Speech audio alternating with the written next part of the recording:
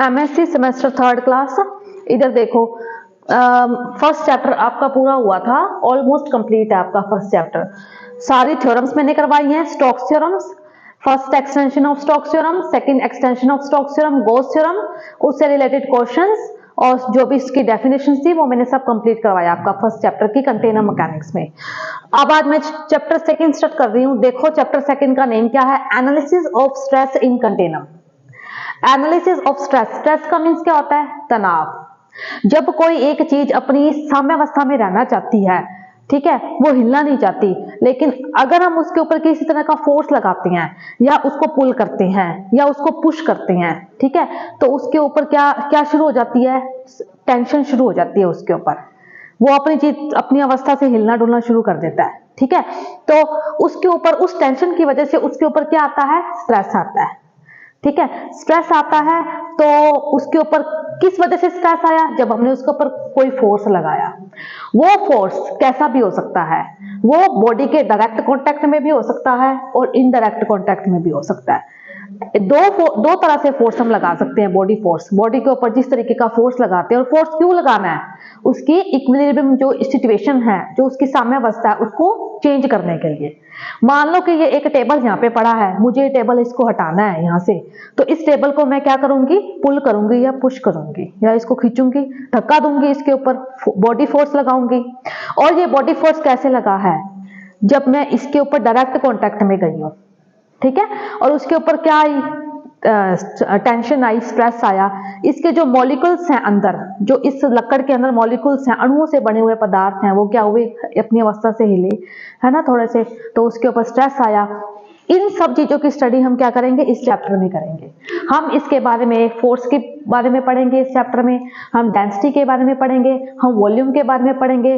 क्योंकि जब किसी भी कंटेनर में मैटर के ऊपर, चाहे वो गैस है, चाहे वो लिक्विड है, चाहे वो सॉलिड है, इन तीनों के ऊपर बॉडी फोर्स लगाते हैं, हम लगाते हैं। तो इन तीनों के ऊपर जब हम बॉडी फोर्स लगाएंगे तो उसकी अलग अलग सिचुएशन में चेंजेस आएंगे।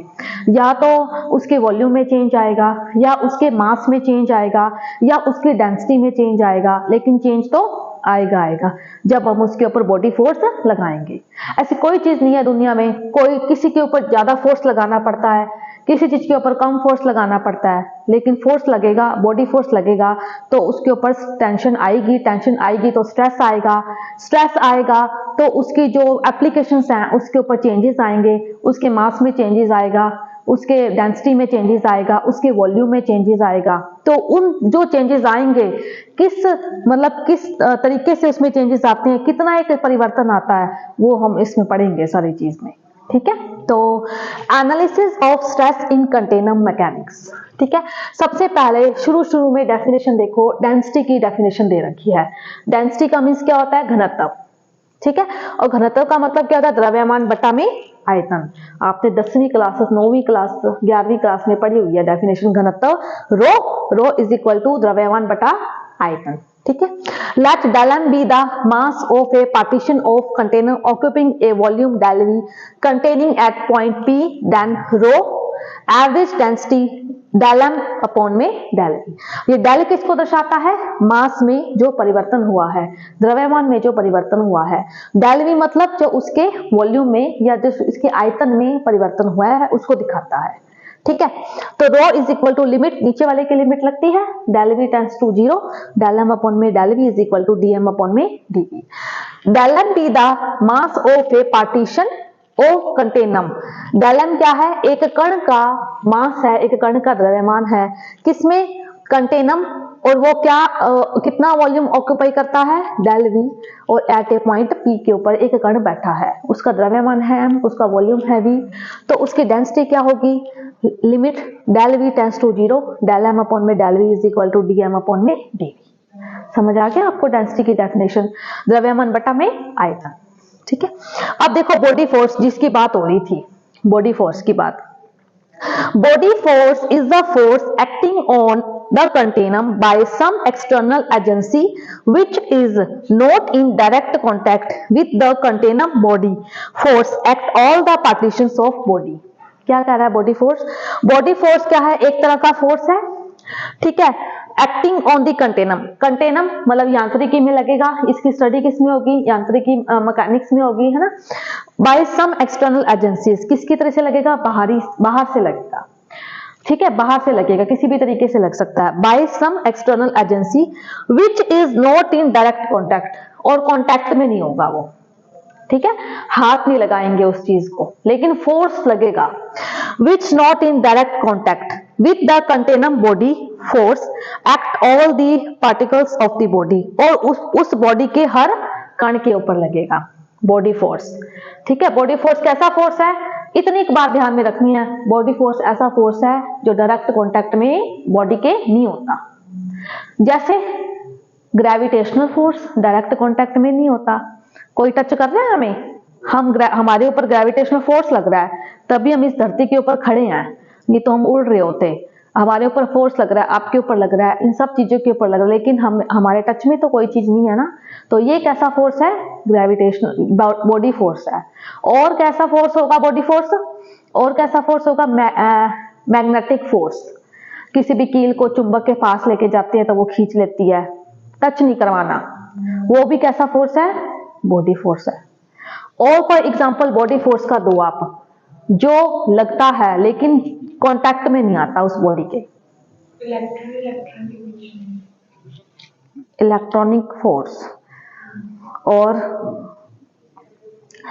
एक बात बताओ, भूकंप आ जाता है, जैसे भूकंप आता है ना तो सभी अपनी अवस्था से हिल जाते हैं, हर चीज अपनी अवस्था से हिल जाती है, लेकिन हमारे ऊपर कोई बल तो नहीं लगता ना, कांटेक्ट में तो नहीं होता।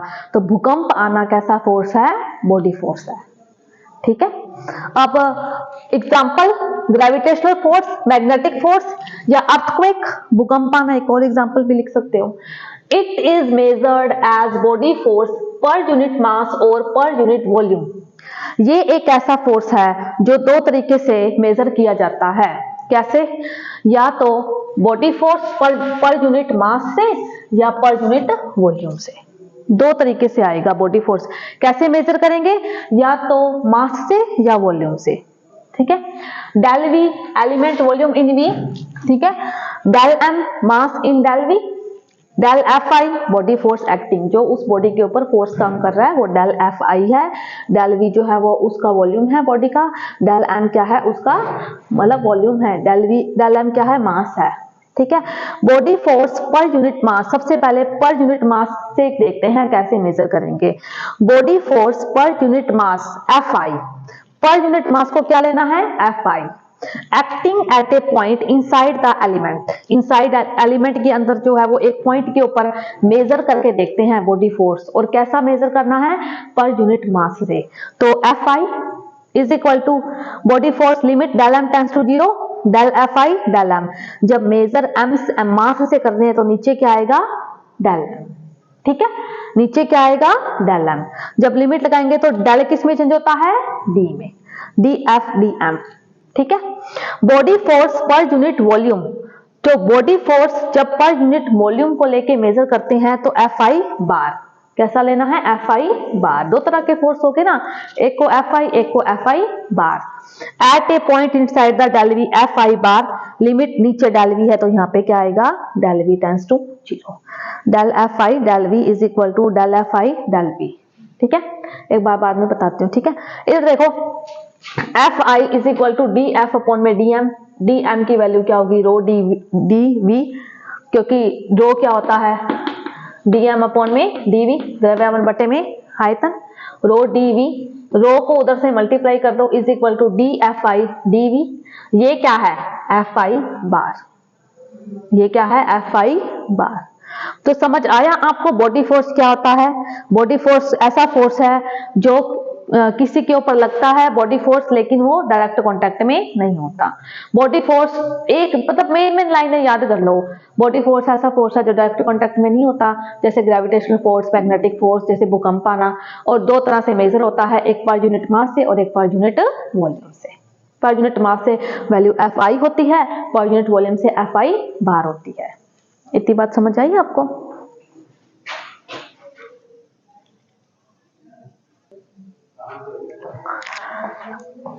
देखो डेफिनेशन लिखी हुई है, लास्ट में हमने बॉडी फोर्स की डेफिनेशन लिखी थी, अब देखो surface force. It is the force act across the surface due to direct contact. नाम से पता चल रहा है सरफेस फोर्स है तो किस पे लगेगा, सतह पे लगेगा, सरफेस पे लगेगा। और जब सरफेस पे लगेगा तो कैसा फोर्स होएगा, डायरेक्ट कॉन्टैक्ट में होएगा, मतलब उसको टच करके। जैसे एग्जांपल पुशिंग और पुलिंग ए टेबल, ये कैसा सरफेस है, ये कैसा फोर्स है, surface force. It is measured as surface force unit area, ये मेजर कैसे होगा, यूनिट एरिया से, पर यूनिट एरिया पे फोर्स लगेगा उसको मेजर करेंगे। और जो बॉडी फोर्स है वो कैसे मेजर होता था, पर यूनिट मास और पर यूनिट वॉल्यूम।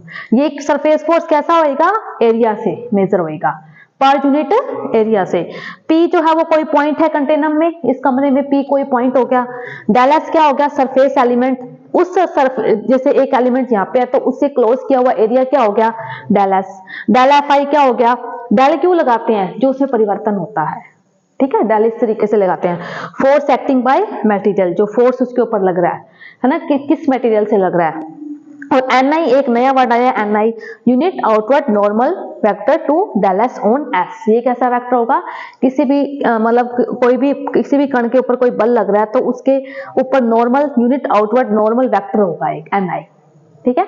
उसके अभिलंब की दिशा में एक वेक्टर होगा Ni, जो किसके ऊपर लगेगा, डेल S एरिया के ऊपर लगेगा, और डेल S किस में होगा, S सरफेस के ऊपर होगा, और डेल S के अंदर एक पॉइंट होगा P, ठीक है। तो इसको स्ट्रेस सरफेस फोर्स को किससे दिखाते हैं, सिग्मा I से, और बॉडी फोर्स को Fi से। बॉडी फोर्स को किससे दिखाते हैं, Fi से, और सरफेस फोर्स को किससे दिखाते हैं, ठीक है। I is equal to limit del S tends to 0 del Fi, ये S पर यूनिट मतलब कि एरिया से है तो डेल S लगेगा, है ना। तो dFi अपॉन में ds। And sigma J is called stress vector. Sigma I तो फोर्स हो गया और सिग्मा J क्या हो गया, स्ट्रेस वेक्टर हो गया। अब every stress vector can be resolved into two components, one in the directions of Ni and one lying in the surface element. जब जब इस चैप्टर में स्ट्रेस वेक्टर की बात आएगी तो इसके दो कंपोनेंट गिने जाएंगे हमेशा। एक तो इसके नॉर्मल यूनिट वेक्टर की डायरेक्शन में फोर्स लगेगा, एक कैसा लगेगा कंपोनेंट, एक कंपोनेंट कैसा होगा इसके मतलब कि नॉर्मल डायरेक्शंस में होगा, और एक कैसा होगा जो उसके सरफेस एलिमेंट के साथ लगेगा, ठीक है। These are called the normal and shearing component of stress vector। Sigma J के दो कंपोनेंट्स होते हैं, एक तो Ni की डायरेक्शंस में होगा, एक जो एक कैसा होगा, सरफेस एलिमेंट की डायरेक्शन में होगा। जिस डायरेक्शन में एलिमेंट पड़ा होगा एक तो उस दिशा में ही लगेगा, एक ऊपर की तरफ लगेगा। जैसे ये एक एरिया है, ये ds इंक्लोज एरिया, इसके अंदर पॉइंट P, ये सिग्मा I और ये क्या होगा Ni। सिग्मा I तो क्या होगा, एक वेक्टर तो ये हो गया सरफेस वाला, एक दूसरा क्या होगा Ni, इसके नॉर्मल मतलब ऊपर की तरफ लगेगा। दो तरह के लगेंगे फोर्स, और इन दोनों से मिलके क्या बनेगा, सिग्मा J बनेगा। सिग्मा J को हम क्या बोलते हैं, स्ट्रेस वेक्टर बोलते हैं। ये क्या हो गया, सरफेस फोर्स हो गया। सरफेस फोर्स अकेला नहीं लगता, उसके ऊपर एक और लगता है, ठीक है। इतनी बात समझ आएगी आपको। ये आज चैप्टर की हमारी डेफिनेशन थी, कल हम इसके थोड़े से डेरिवेशन शुरू करेंगे अब, ठीक है।